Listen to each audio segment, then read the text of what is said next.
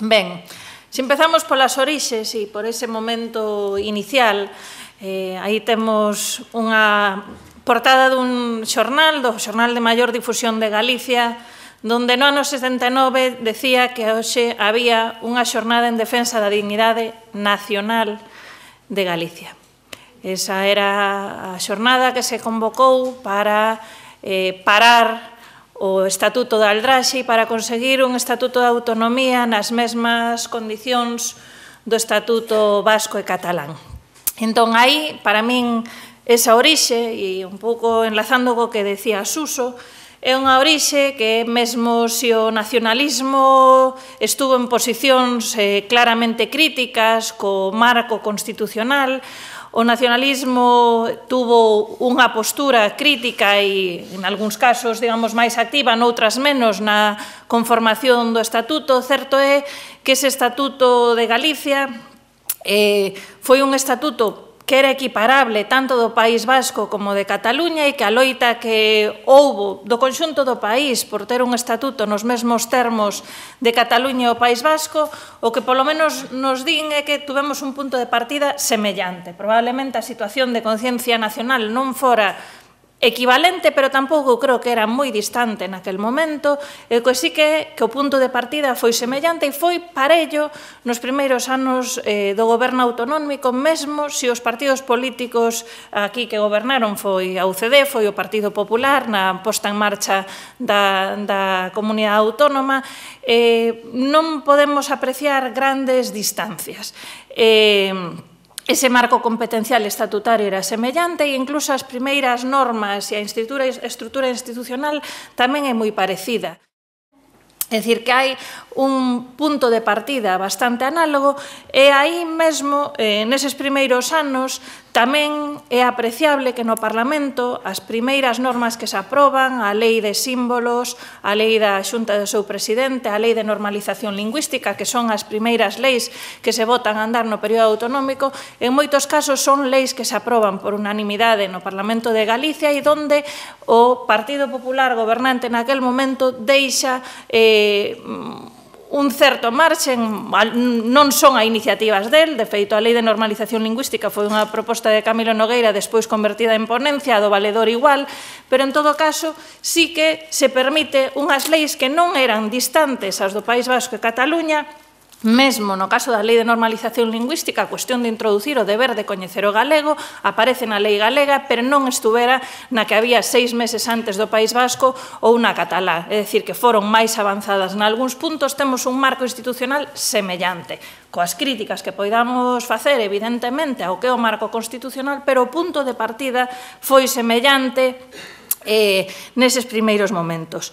Que sucede a partir de aí? Que temos unha serie de gobernos, fundamentalmente os do Partido Popular, coas pequeniñas pegadas que deixan no medio o tripartito e, sobre todo, o bipartito xa nos anos 2000, son os gobernos sin proxecto de país, cunha deixación absoluta do exercicio das competencias e con unha falta total dun proxecto de estruturación institucional e territorial. É dicir, que aquel punto de partida vainos despois ofrecendo unha imaxe de bifurcación con respecto ao camiño seguido por Euskadi e Cataluña, onde o punto de partida era semellante, e onde hai un abandono total dese autogoberno, dunha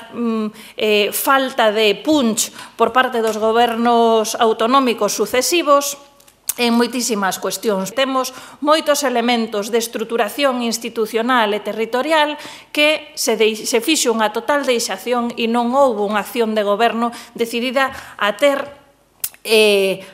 polo menos a aproveitar todas as competencias estatutarias ao máximo e toda a capacidade de autogoberno. Eso que vai levando a que o punto onde chegaron hoxe en día o País Vasco e Cataluña é un punto que fai un aproveitamento total das súas competencias, da súa estrutura institucional para ir construindo país e para ir construindo conciencia nacional. No caso de Galicia, eso non se produce ao longo destes 30 anos. Entón, Cataluña, ten un proceso de maduración aproveitando ao máximo o teito competencial e pelexando cada metro do seu autogoberno mentras o van intentando conquistar, porque tamén vamos ver que hai un proceso tamén de tensión permanente e de invasión, sobre todo nos últimos anos, dese marco competencial, pero Cataluña eso aproveita para construir tamén conciencia nacional e dicir, temos isto, pero deberíamos chegar aquí, ou temos isto e non lo están quitando, cousa que en Galicia nunca se fixo porque non se construiu. Ves en calquera ámbito hai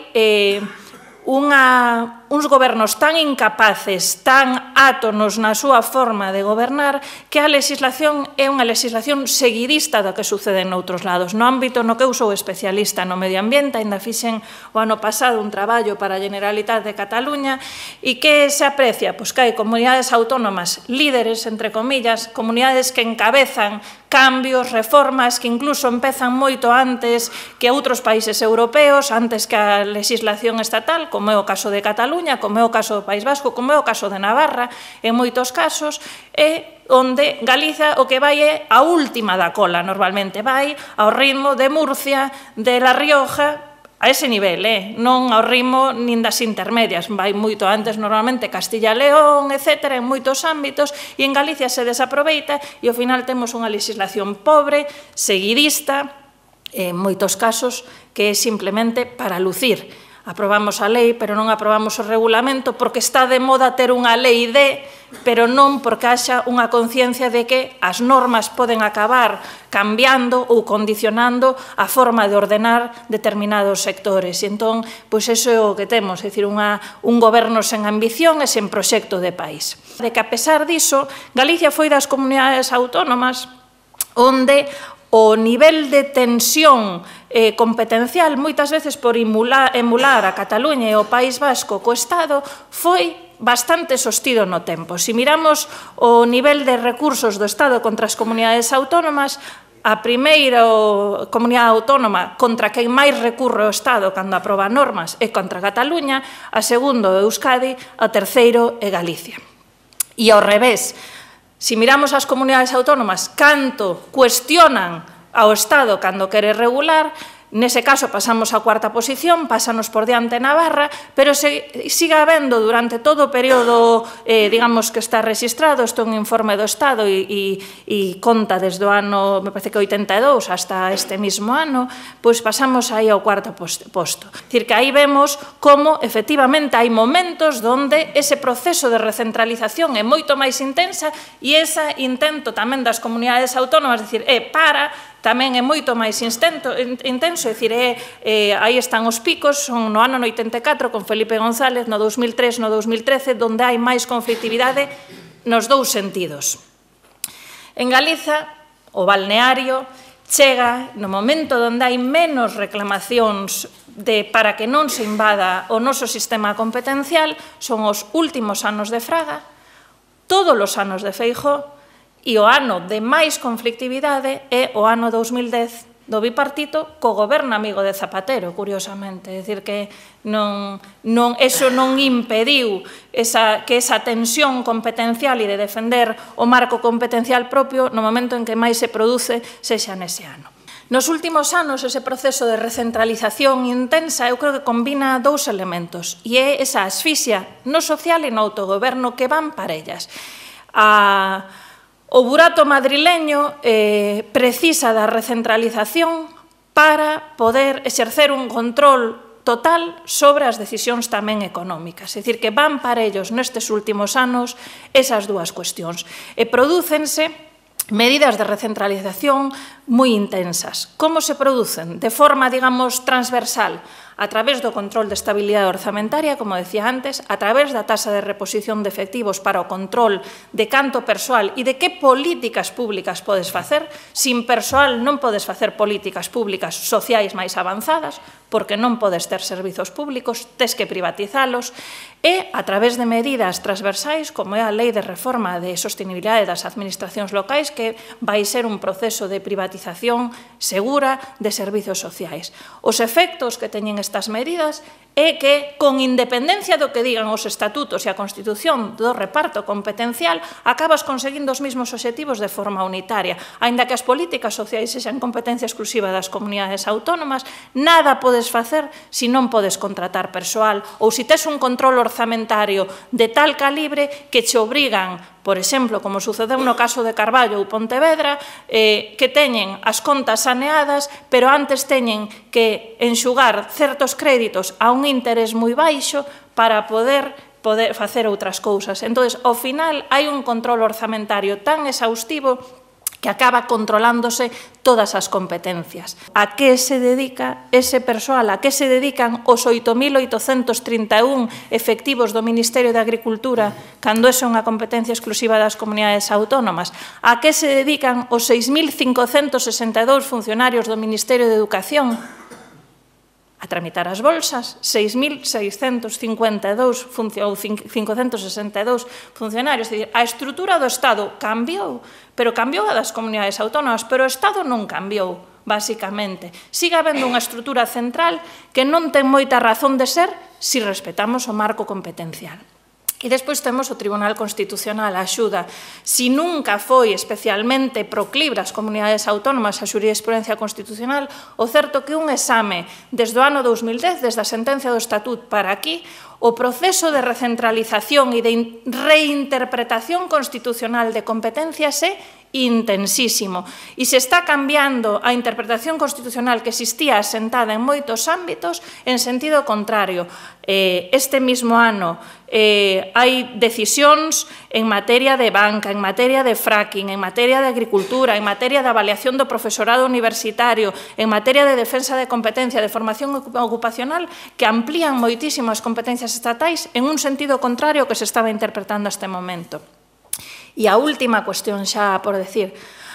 hasta ahora o Estado intentaba invadir as competencias autonómicas pola vía normativa, polo que vos decía antes, aprobando unha norma de desenvolvemento rural sin ter competencias en desenvolvemento rural. Nos últimos tempos, a invasión competencial pasa a outro terreo. Xa non abonda con controlar a través dun marco normativo común e se está entrando a querer xestionar sin ter competencias. E aí é onde está axudando o Tribunal Constitucional. Se está, e eu creo que é, para controlar en parte o negocio, se están querendo que decisións que eran competencialmente autonómicas se tomen en Madrid, decisións de xestión diaria. Sin ir máis lonxe, no campo eólico, a decisión do Tribunal Constitucional de decir que Galicia non ten competencia para autorizar os parques eólicos mariños implica que se están autorizando toda a enerxía eólica prácticamente en Galicia, pero os eólicos mariños os vai a autorizar o Ministerio. En materia de parques naturais, decisións de pura xestión se están tomando en Madrid. En todas as que aparecen por aí, en a cuestión de ruido, hai unha recente sentencia do Tribunal Constitucional, decisións sobre como se fan os mapas de ruido, que son cuestións de pura xestión. No fracking, a autorización dos proxectos de fracking vai ser de competencia estatal, cando é unha decisión de xestión pura, porque ti podes regular en que condicións se autorizan proxectos ou non, pero queren tomar a decisión de cales se autorizan. Entón, ese xa é o paso último. E con isto, remato.